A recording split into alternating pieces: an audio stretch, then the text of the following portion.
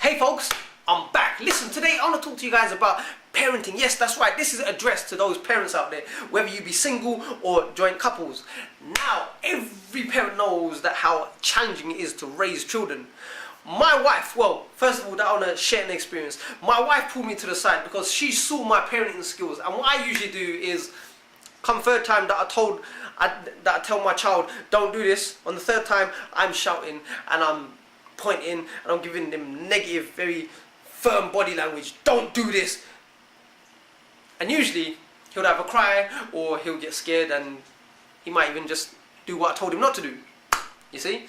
And that's, by that time I'm all heated up and I'm just physically moving him away from the place that I've told him to not go near, for example. Now, I'm sure every parent out there have experienced what I've gone through. The only difference is this. Something that got brought to my attention. My wife pulled me to the side and said, baby, listen, you don't always have to shout at him, because by shouting at him, you're winding yourself up and you're developing a poor relationship with your son. Because the moment that your son realizes you always gotta shout, you lose respect. And then once you lose respect, not only do you lose respect, you lose the relationship, the quality of relationship with your child. Your child would either fear you or disrespect you. Usually it's disrespect with the mothers, and it's usually the fear with the fathers. And in both cases, the relationship deteriorates. Now, check this. I've tried her method now. I've tried to talk to my son. And not only that, he pushed them boundaries, he pushed my buttons, and he kept on doing it until the third time. Now the third time is usually the time where I end up shouting and I give really firm body language, eye contact, and point the finger. Now, in this occasion, I thought, let me just try her idea out. Now, what I've done is, I've talked to my son over and over again, and I still kept on trying, but this time I've had to explain to him why it's really dangerous, why that he shouldn't be doing what I told him not to do. Doesn't make sense. Guys, sorry, I've got a lot of saliva in my throat.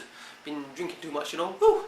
But anyway, so that is what I want to point out to you guys out there, is to talk to your child. You don't have to shout, because by shouting, you build up a lot of stress inside you anyway. You build up a lot of exhausted effort and energy inside you anyway, where it can be used in a positive way. It's about time that we learn how to speak to our child. It's about time that we learn how to talk to our child. It's about time that we learn how to communicate with our child. We don't always have to shout, scream or swear at our children. And I learned that the hard way as well. Well, not the hard, well, yeah, because of my own upbringing, because I'm only doing the things that got done to me on my own child until something got brought to my attention, where I had to change my ways, where I had to change my approaches and my attitudes in terms of raising a child. This is the thing, because if you're always going to shout, scream or swear, you're going to be doing this through the rest of your child's life. The moment that your child tries to turn to you either for help or for something, that your child is going to be a nuisance to you. You're not going to have time for your child, and you certainly ain't going to have patience for your child. Now, what's the child going to do? He or she is going to turn to other means, to other sources, and it could be very negative. It could be on the street, it could be on the road, it can be with gangsters or drug dealers or what have you. Now, if you want that, by all means keep on doing what you're doing, if that is that you're shouting, screaming or swearing. This is what I'm trying to point out here, guys.